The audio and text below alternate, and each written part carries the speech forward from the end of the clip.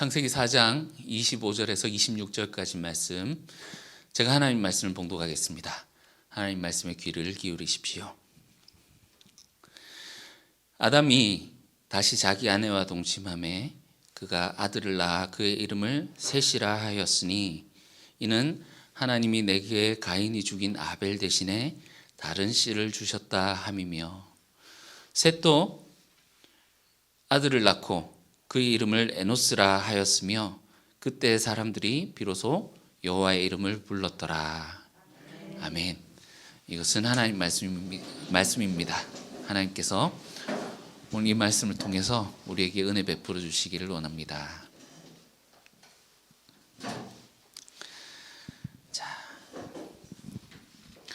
아담이 그의 아내와 동침하여 아이를 낳았다 하는 것이 4장 1절부터 시작이 됐었는데, 가인에게서 한번 이것이 반복되는 것이 보이고 또다시 이제 반복됨으로 이야기를 하고 있습니다.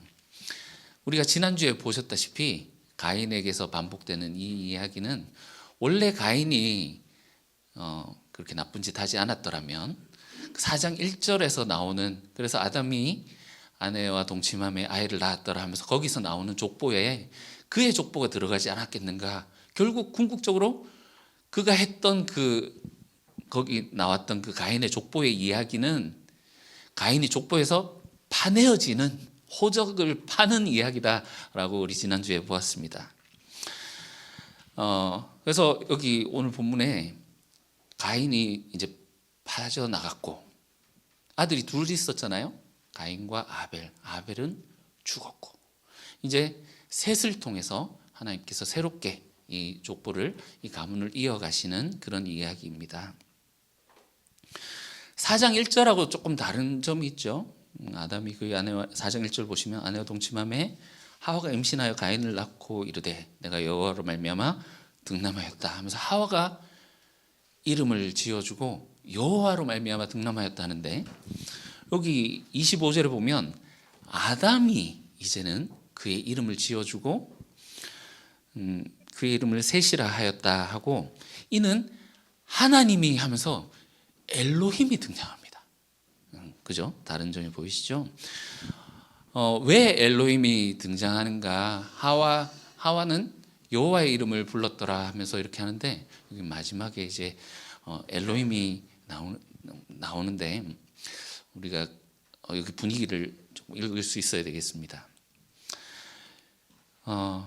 방금 제가 힌트를 드렸고 우리가 읽을 때 그것을 염두에 두고 읽어야 되겠지만, 여기 엘로힘이 나온다 하는 것은, 여러분 우리가 창세기 1장부터 지금 쭉 봐오고 있는데 창세기 1장의 그 하나님을 엘로힘 하나님, 온 우주 만물을 만드신 창조하신 그 창조주로서 그 하나님을 부를 때 엘로힘이라고 하고, 2장부터는 야훼 엘로힘. 그래서 그 에덴을 지으시고 사람과 함께 동행하시며 그들을 인도하시고 이끄실 그 하나님을 야훼, 여호와라고 이렇게 말을 해왔었잖아요, 그죠?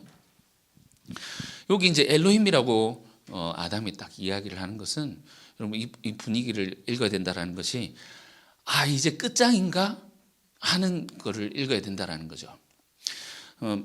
방금 제가 말씀드렸다시피 아들이 둘이 있었는데, 이 가인이 아벨을 죽였고 이 가인은 그곳으로부터 이제 추방당했습니다. 그런데 3장 15절에 하나님이 약속을 주신 것이 여자의 후손이 뱀의 후손과 싸울 것이고 뱀의 머리를 밟을 것이다 말씀하셨는데, 이제 아담과 하와에게 후손이 있습니까? 없습니까? 없잖아요. 이제 대가 끊어지는가? 그냥 그 정도가 아니라 하나님이 말씀하신 이 약속이 이제 여기서 끝장나게 되는가? 이 가인이 하나님의 형상을 파괴하고 하나님의 그 일을 방해하고 했습니다.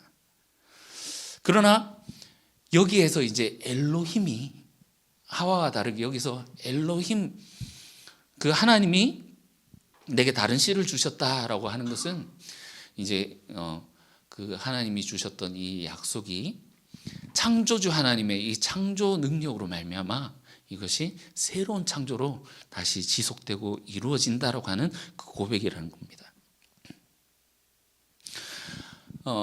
하와가 4장 1절에서 여호와 하나님이 내게 두 아들을 주셨다 하면서 찬양을 했었지만 그때는 이 여호와의 의미, 하나님이 우리와 함께 하시고 이끄신다라고 하는 그런 의미로 했었다면, 이제 두 아들 모두를 잃어버린 그 상황 가운데서 하나님이 새롭게 주신 새로운 씨, 아들이라고 하지 않고 씨라고 하지 않습니까?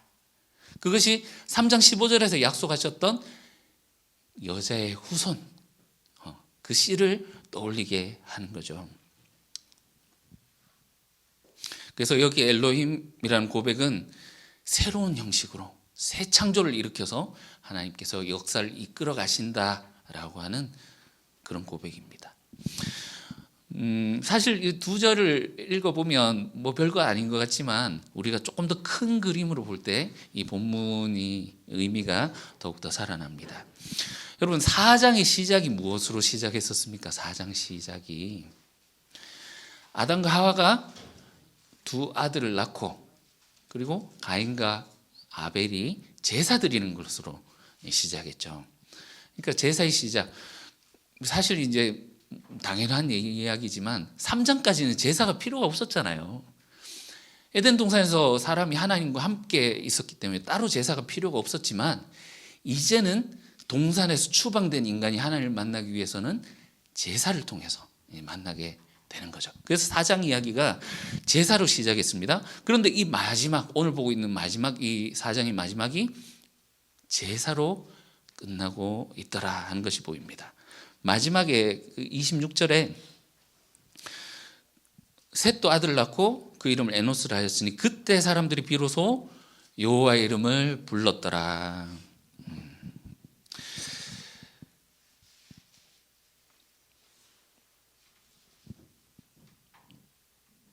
그 앞에서 이제 사실은 그 하와도 여호와의 이름을 불렀었잖아요. 이게 에노스 때 여호와의 이름을 불렀더라 이렇게 이야기를 하는 게 충돌되는 것처럼 보이지만, 여기서 이제 여호와의 이름을 불렀더라는 것은 하나님을 향한 정식 그 제사가 이제 시작되었더라라고 이렇게 보면 되겠습니다.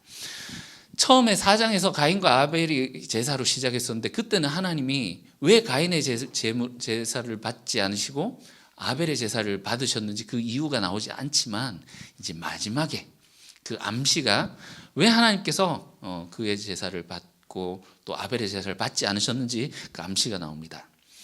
자, 지금 오늘 보시는 이 본문이 누구의 족보죠? 아담의 족보입니다. 그죠? 4장 1절부터 시작했던 아담의 족보. 근데 중간에 가인의 족보가 나왔고, 그런데 그가 그 족보에서 탈락되었음을 보여주었습니다. 그래서 새롭게 시작되는 아담의 족보. 이제 셋의 아담, 셋, 에노스 이어지는 새로운 족보를 보여줍니다. 그래서 요 바로 위에 문단이 가인의 족보가 나오죠. 이 가인의 가문과 아담의 새로운 씨, 이 셋의 가문을 비교해서 봅시다. 가인 동네에서는 어땠습니까? 지난주에 그 아들들 이름이 나오면서 막 도시가 시끄럽게 막 시끌벅적하게 막 돌아가는 대장간의 소리도 나고, 막 악기 연주 소리와 막 목동들이 다니고 이런 소리를, 도시의 소리를 들었다면, 오늘은 이 제사의 이미지로 그 본문을 다시 한번 봅시다. 20절부터 21절, 22절까지 보시면 라멕의 그 두 아내 중에 아다는 야발을 낳았는데 장막이 나오죠. 장막이 나오고, 유발에게서 수금과 퉁소, 그 장막과 하나님을 예배하는 그 악기들과 찬양 소리와, 그리고 22절 두발 가인은 구리아세로 여러 기구, 하나님을 예배하는 제사 기구, 이 전부 다 이 하나님께 제사 드리는 그 제사 과정에 나오는 그 단어들입니다. 이 가인의 제사는 얼마나 화려하고 갖추어져 있고, 참 여러분 우리 교회에 있다가 대형 교회 이렇게 탁 가보시면 이렇게 눈이 휘둥그레지는 경험도 해본 적 있으십니까? 정말 이 가인의 동네에 가보면 참 이 제사도 어마어마하게 이렇게 차려서 막 그 제사 드리는 것 같은 그런 느낌이 듭니다. 모든 것을 갖추어 놓고 정성스럽게 제사 드리는 모습.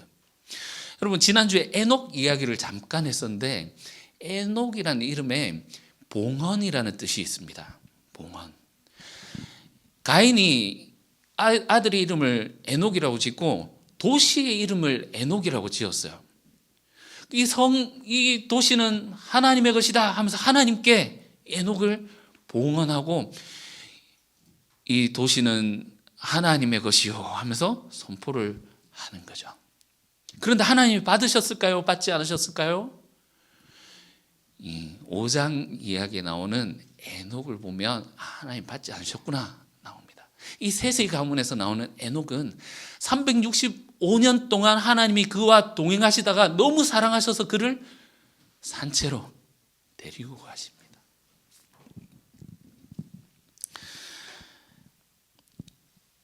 이 가인이 이 도시 이름을 에녹 하나님께 봉헌한다라고 다 해놓고 거기서 나오는 찬양 소리와 그 막 제사와 이런 게 있지만 거기서 나오는 찬양 소리의 절정이 이 라멕의 노래 아닙니까?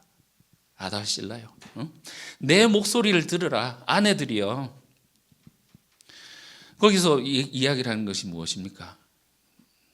폭력을 숭배하고 내가 내 자신을 지킨다. 하나님 없이 하나님은 그냥 나한테 복만 빌어주고 나는 내가 알아서 할 테니까 다 내 밑으로 꿇어.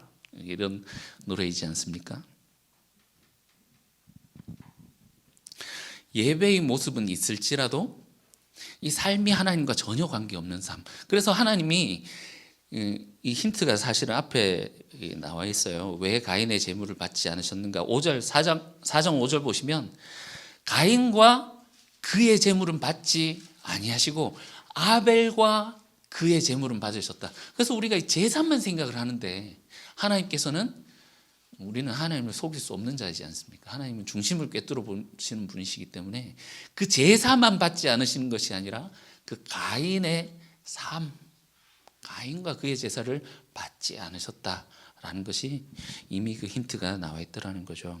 그와 대조되는 셋, 오늘 이제 새롭게 시작하는 이 가문을 봅시다.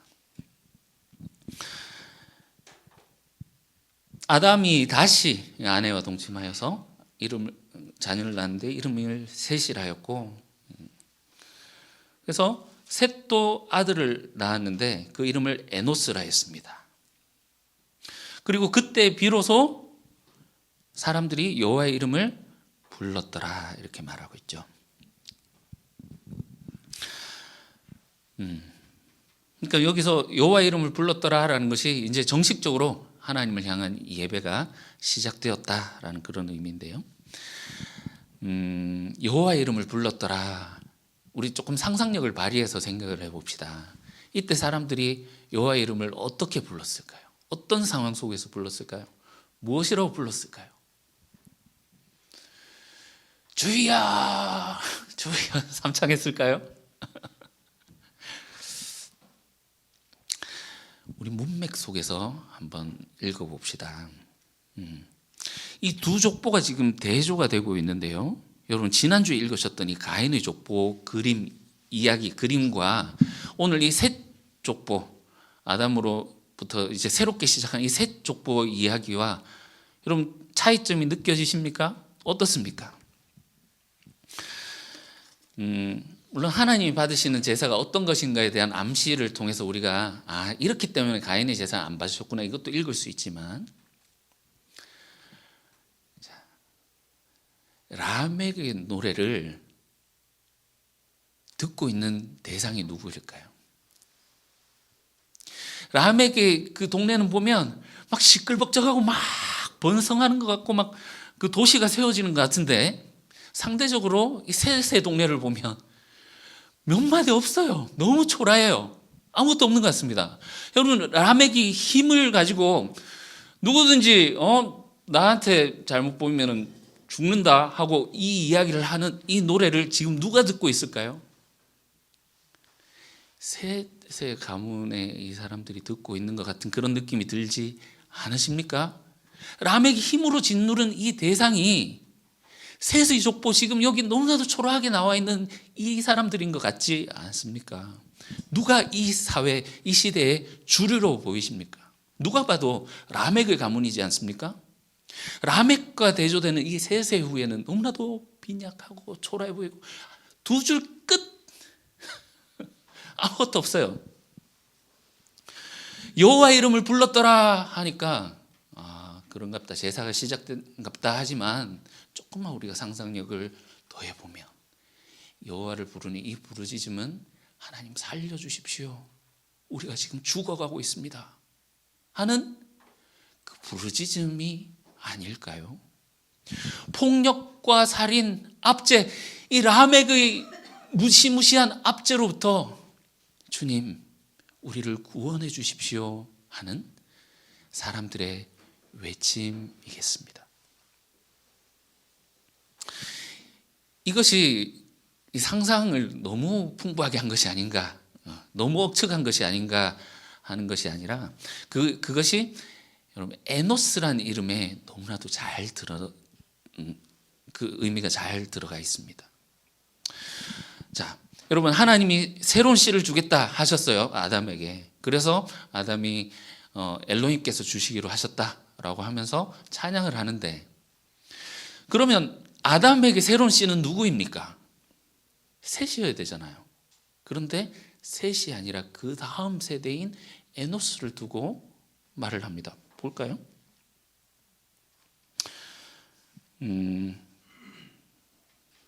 여기는 그게 확실하게 잘 드러나지 않는데, 에노스 때 비로소, 셋 때가 아니라 에노스 때 비로소 여호와 이름을 불렀더라라고 하죠. 자, 여러분 창세기 21장 12절에 보시면 하나님께서 아브라함이 그 다른 루트를 통해서 자꾸 이제 하나님 약속하셨는데 왜 후손을 안 주십니까 하면서 그 엘리에셀도 취하고 또 그 이스마엘을 낳기도 하고 그러잖아요. 그럴 때 하나님이 하시는 말씀이 이삭에서 나라는 자라야 내 씨다 이렇게 말씀하십니다. 너에게서 나온 자가 내 씨가 아니고 이삭에서 나오는 자가 내 씨다 이렇게 말씀을 하세요. 그러니까 이것이 하나님 말씀하시는 이 씨라는 것은 생육하고 번성하라고 하신 그 하나님의 축복이 이루어지는, 그래서 그 씨로 말미암아 민족이 이루어지고 그 번성하게 되는 그것을 의미하는 것이죠. 그 번성하기 위해서는 어떻게 됩니까? 하나님께서 지켜주셔야 된다는 겁니다. 이미 두 아들 중에 아벨이 살해당했습니다. 죽게 되었습니다. 셋을 낳았어요. 셋을 낳았는데 이 아이가 어떻게 될지 어떻게 합니까? 그러나 이 아이가 다시 아들을 낳을 때, 에노스를 낳을 때 하나님께서, 여호와께서 지켜주셨구나 하면서 그제서야 비로소 여호와로 찬양하고 이제 이 하나님의 말씀이 이루어지는구나 라고 이제 하나님의 이름을 부르게 되는 거죠. 이 에노스란 이름은 여러분 아담의 뜻이 무엇입니까? 아담, 사람이란 뜻이죠. 너는 흙이니 흙으로 돌아가라 이렇게 하셨던 것처럼 또 흙으로 지으셨고 땅이 아담하거든요. 아담아에서 나왔으니 너를 아담이라 하겠다. 아담은 사람이란 뜻입니다. 에노스는요 사람이란 뜻입니다. 아담하고 뜻이 같아요.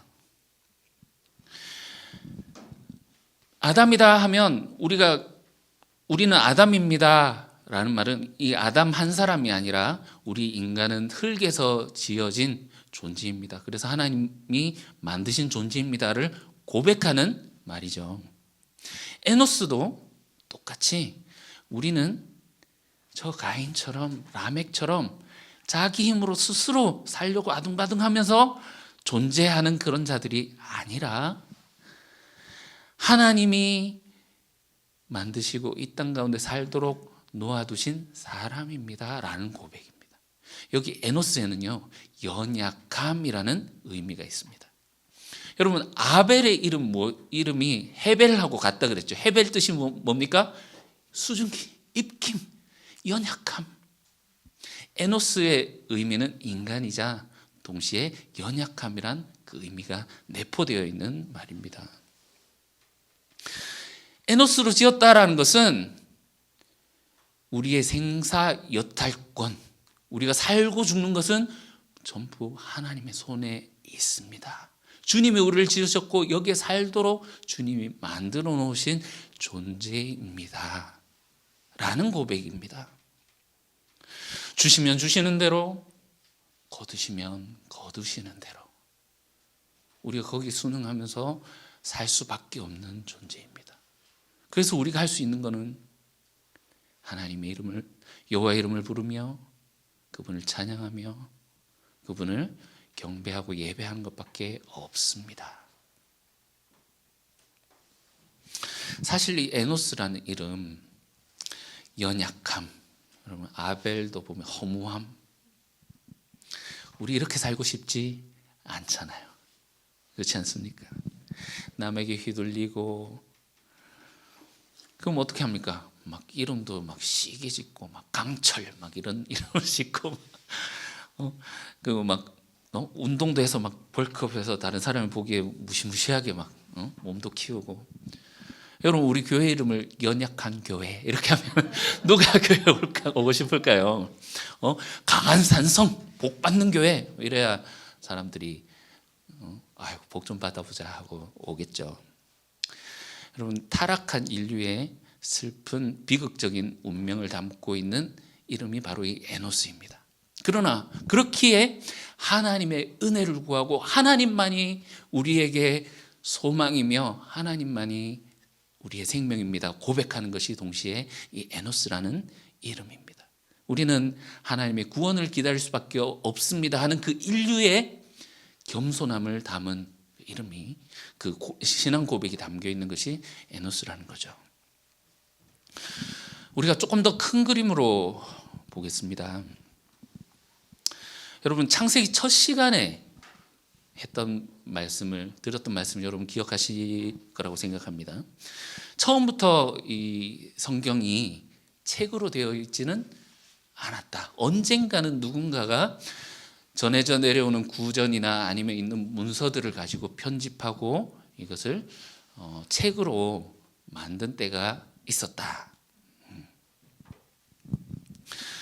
이 창세기가 들려지는 상황이 그래서 물론 계속 전해져 내려왔지만 이 편집되었던 시기, 그래서 우리가 이게 하나님 말씀으로 우리가 붙들어야 되겠다, 더 이상 바뀌지 않는 하나님 말씀으로 붙들어야 되겠다라고 하는 그 시기가 본향에서 추방당해서 그 바벨론 땅에서 종살이하고 있는 이스라엘 사람들의 그 환경, 그것이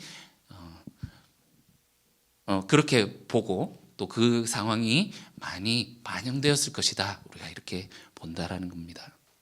그래서 성경의 주제를 한 가지를 딱 잡아본다면 낯선 땅에서 살아가는 하나님 백성, 우리 한번 따라해 봅시다. 낯선 땅에서 살아가는 하나님 백성. 지금 이스라엘 사람들이 하나님이 주셨던 그 땅에서 추방당해서 낯선 땅에서 살아가고 있는데, 이제 그 사람들과 함께 살아가면서 동화되어 갑니다. 그러나 이제는 나라도 없죠, 정부도 없죠, 아무것도 없는 상황 가운데에서 우리를 붙들어주는 정체성은 바로 주님이 주신 말씀밖에 없거든요. 이 말씀을 가지고 이 낯선 땅에서 이 이방인들과 함께 살아가는 이곳에서 우리는 어떻게 살아가야 하는가, 성경의 주제입니다. 오늘 본문을 다시 한번 봅시다. 지금 이 낯선 땅에 있는 자들이 누구입니까? 가인의 후손들, 이 라멕의 노래, 무시무시한 칼의 노래를 부르는 라멕이 있죠. 역사적으로 보면 이스라엘은 그 당시에 바벨론에게 사로잡혀 있었고, 또 전으로 돌아보면 애굽, 이집트에 사로잡혀 있었고, 또 이제 그것을 배경으로 오늘 볼 때 이 가인의 후에 이 라멕들에 의해서 지배당하고 있는 그런 모습을 우리가 읽을 수 있다는 거죠. 그래서 우리가 이 말씀을 읽을 때, 성경 말씀 읽을 때 항상 우리가 염두에 두고 낯선 땅에서 하나님의 백성으로 살아가기 위해서 우리가 항상 그 울려 퍼져야 하는 주제는, 하나님의 약속은 3장 15절입니다. 우리 다시 한번 읽어볼까요? 3장 15절. 내가 너로 여자와 원수가 되게 하고 내 후손도 여자의 후손과 원수가 되게 하리니 여자의 후손은 내 머리를 상하게 할 것이요 너는 그의 발꿈치를 상하게 할 것이라.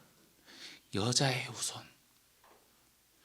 너희가 이 정체성을 끝까지 지키고 이 믿음과 신실함을 지키며 살아갈 때 하나님의 이 약속은 이 뱀의 머리를 밟고 뱀의 후손들을 이기는 이 하나님의 전쟁은 반드시 승리로 하나님께서 이것을 이끄실 것이다 라는 겁니다.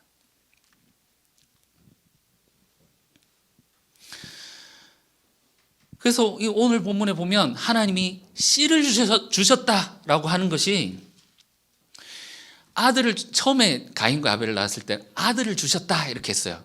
그런데 다른 아들을 주신 게 아니라 씨를 주셨다라고 하는 것이 이 여자의 후손, 아까 처음에 말씀드릴 때 씨라는 것은 그를 통하여서 민족을 이루고 후손이 번성하게 된 그 하나님의 복을 담지하고 있는 그런 말이라고 말씀드렸죠. 이 3장 15절에 여자의 후손을, 새로운 씨를 주셨다라는 것이 이 3장 15절을 암시하고 있는 것입니다. 그런데 이 씨를, 새로운 씨를 봅시다. 야들이 무슨 뱀의 후손과 싸우겠습니까? 지금 라멕의 후손은 UFC 선수예요. 격투기 선수예요. 몸도 크고 막 덤비면 다 죽어 하면서 이렇게 하고 있는데, 그 여자의 후손이라고 보니까 아벨 허무함, 에노스 연약함. 이 아들이 무슨 뱀의 후손과 싸운단 말입니까? 이 허약한 이 체질의 후손이 무슨 뱀의 대가를 밟고 전투를 하겠습니까? 여러분, 히어로물 이렇게 보면 영웅들이 출연하지 않습니까? 그거는 히어로물은 아니구나.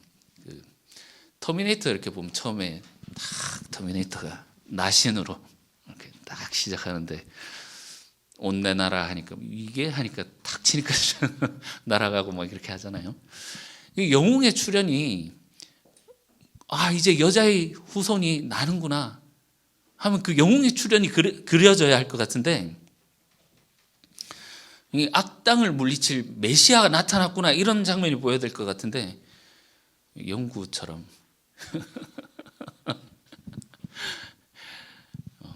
정말 힘없고 나약한 에노스가 나오더라는 겁니다.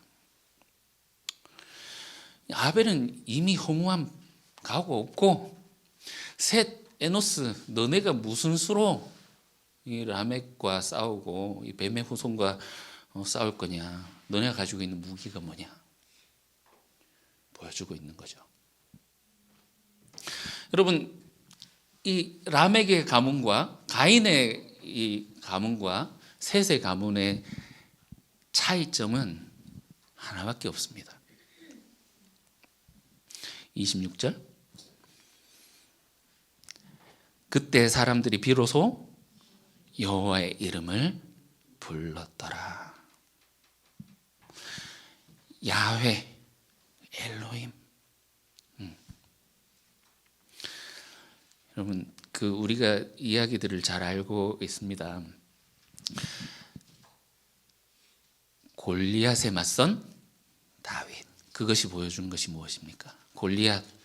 모든 사람들이 두려워할 만큼의 무력과 힘과 무기와, 모든 사람이 보기만 해도 덜덜 떨면서 그 앞에서 찍소리도 못할 정도의 피지컬과, 그걸 상징하는 골리앗인데, 다윗은 뭡니까? 다 그 갑옷도 커가지고 아이고 이거 못 입겠네 그냥 가겠습니다.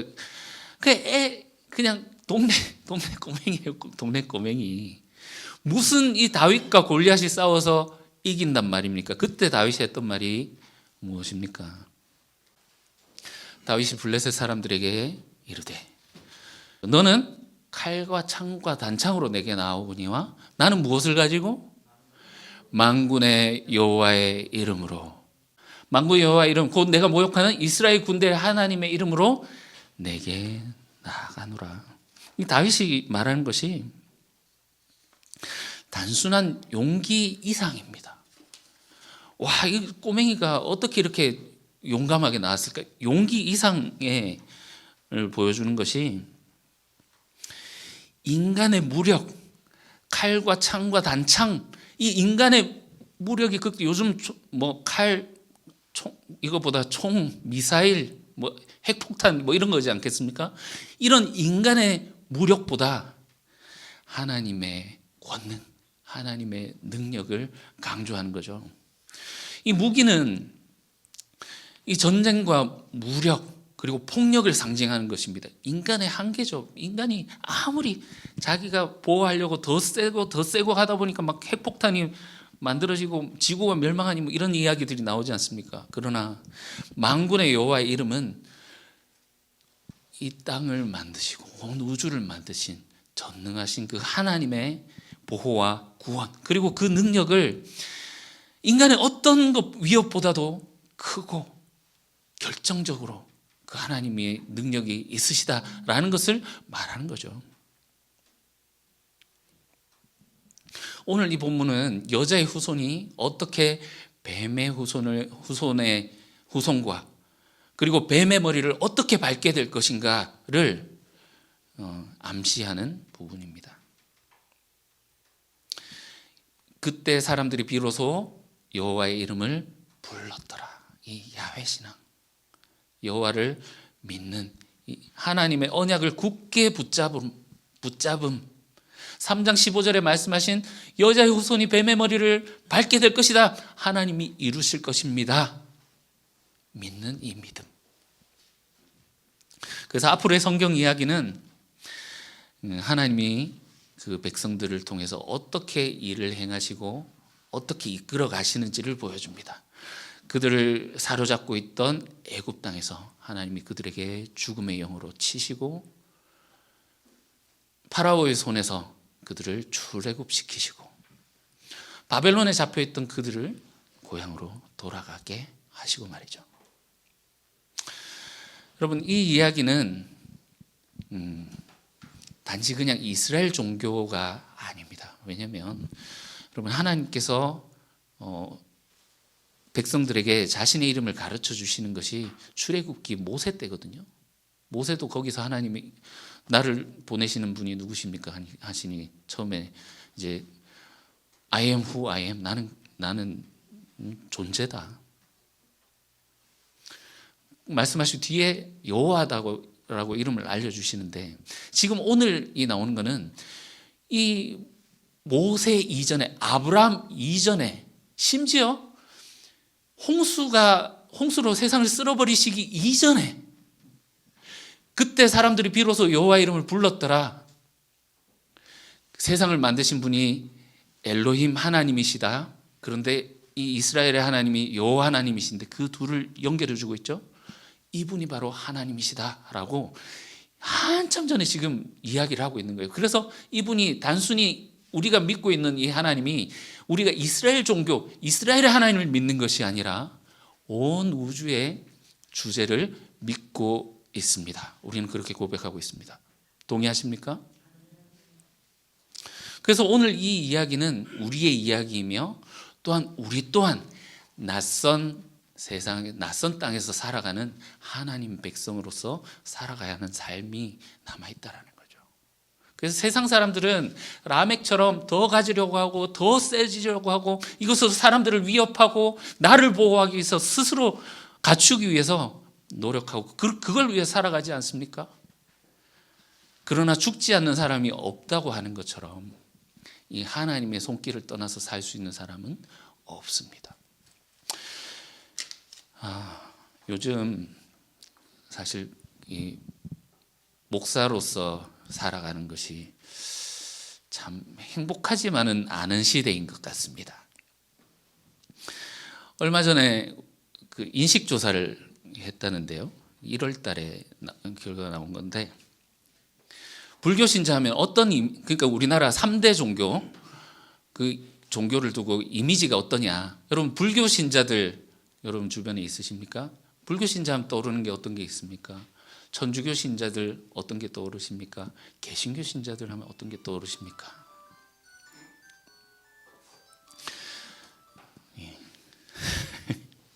띠로리. 불교 신자니까 온화한, 따뜻한, 절제하는.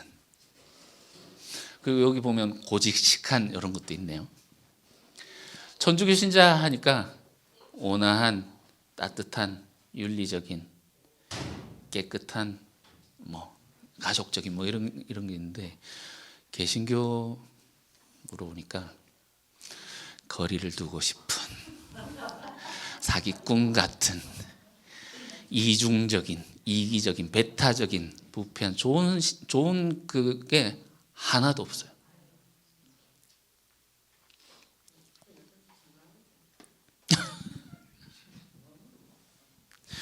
여러분, 이 시점에 우리가 우리 스스로를 한번 돌아볼 수 있어야 되겠습니다. 우리가 성경을 보고 하나님의 말씀을 따른다고 하지만 정말 우리가 왜 지금 이런 인식과 이런 이미지를 가지고 있는가? 우리가 지금 지금까지 우리 한국교회가 해왔었던 그것의 결과이지 않겠습니까?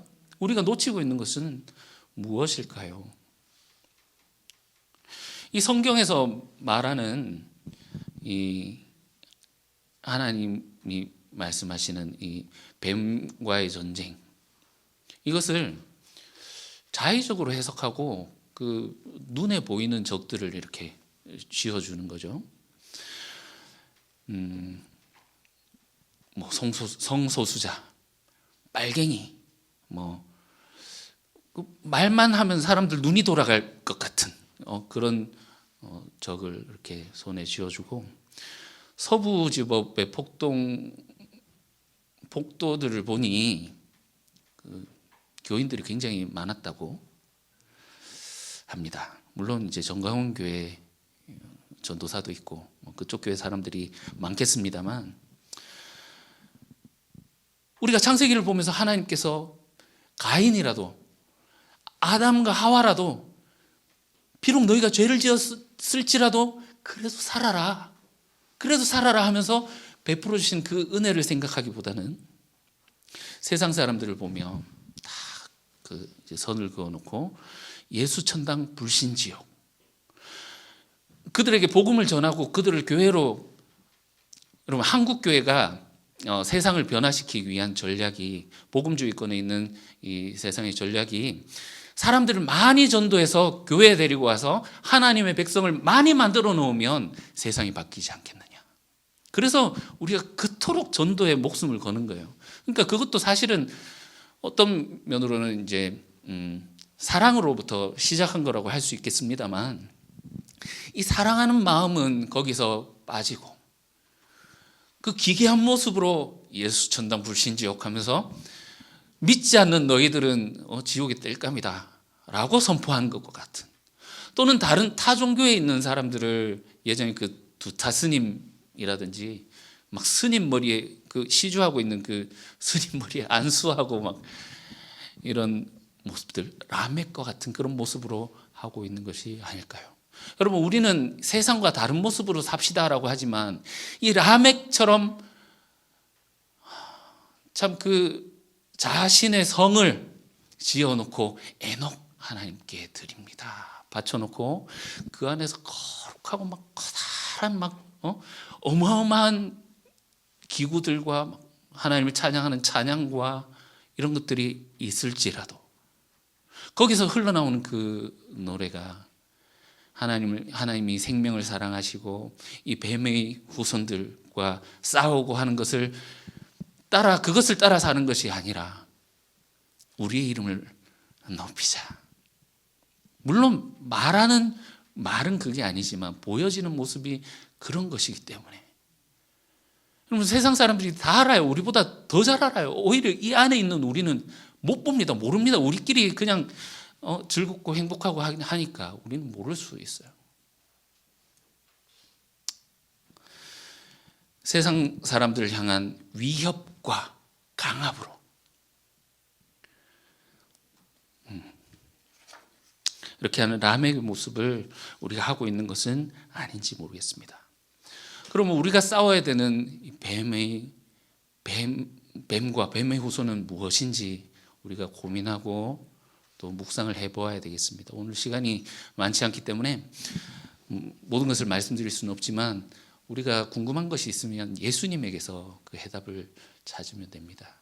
예수님이 오셔서 보여주신 것이, 예수님이 싸우신 것이 무엇과 싸우셨고 무엇을 보호하시고 하셨는지, 종교 지도자들을 내치시고 거기서 자기 전 재산을 바치는, 헌금하는 그 과부를 인정해 주시고, 그죠? 사람들이 종교적으로 부정하다고 내치는 그 혈루증 있는 여인을 주님이 고쳐주시고, 나는 의롭다라고 하는 바리새인들, 서기관들을 내치시고,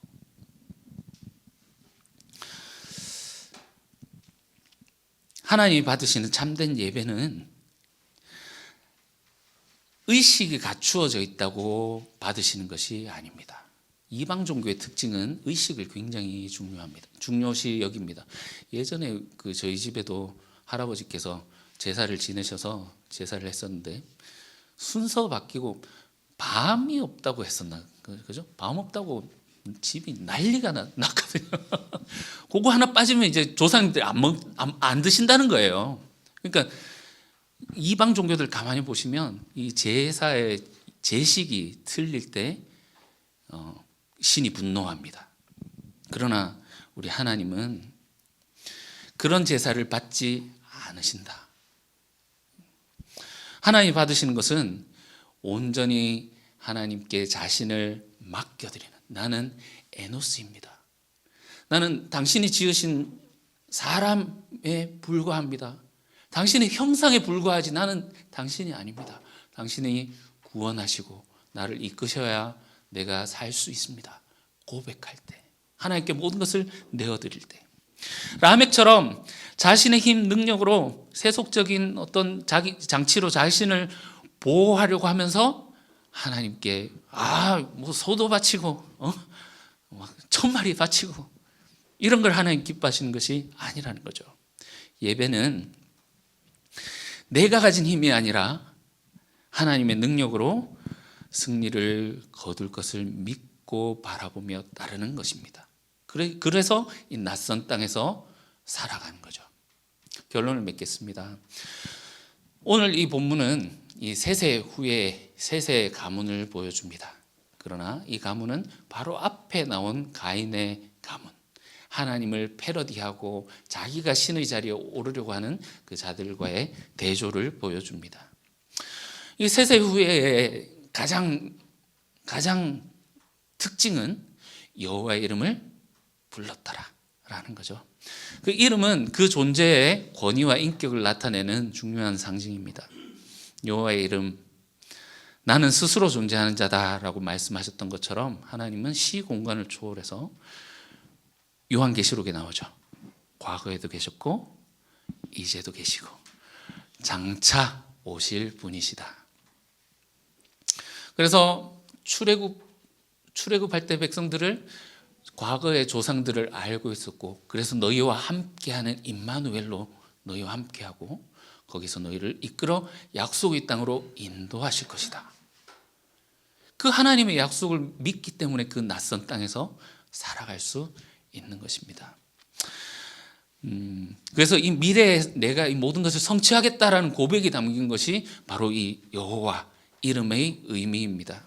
우리는 에덴으로부터 추방당한 인생들입니다. 그렇기 때문에 우리가 스스로 살 수 없습니다. 생명나무가 우리에게 없기 때문이죠. 영생할 수 있는 인간은 없습니다. 그러나 하나님께서 구원자로 우리와 함께 하십니다. 하나님의 임재는 우리가 빼앗을 수 없습니다. 그분이 오셔야 그곳에 하나님 나라가 이루어지는 것입니다. 가인에게는 하나님이 오시지 않으셨지만, 여러분, 우리가 에노스, 연약한 인간입니다 라는 것을 겸손히 하나님 앞에 고백할 때 하나님께서는 여호와의 이름을 부르는 그들과 함께 하실 것입니다. 우리 주님을 앙모하며 주님과 함께 이 낯선 땅을 살아가는 하나님의 백성, 주님 기뻐하시는 백성들 되시기를 주님의 이름으로 축원합니다. 기도하겠습니다. 사랑하는 주님, 우리와 함께하기를 원하시고 우리를 사랑하시고, 그래서 우리와 영원히 함께 하고 싶으셔서 생명나무를 만들어 영생을 우리에게 주셨습니다. 우리가 그것을 떠나 이 세상 가운데 살고 있지만, 여러분, 우리가 살아가는 이 세상의 어떤 것도 주님께 다다를 수 없다는 것을 보여주시오니, 하나님의 그 임재를 끌어올 수 없다는 것을 알려주시오니, 주님의 뜻에 합당하게 살아가게 하시고 주님이 베푸시는 것들을 누리며 매 순간순간 하루하루 걸음걸음을 주님과 함께 살아가는 저희들 되게 도와주시옵소서. 예수님의 이름으로 기도합니다. 아멘.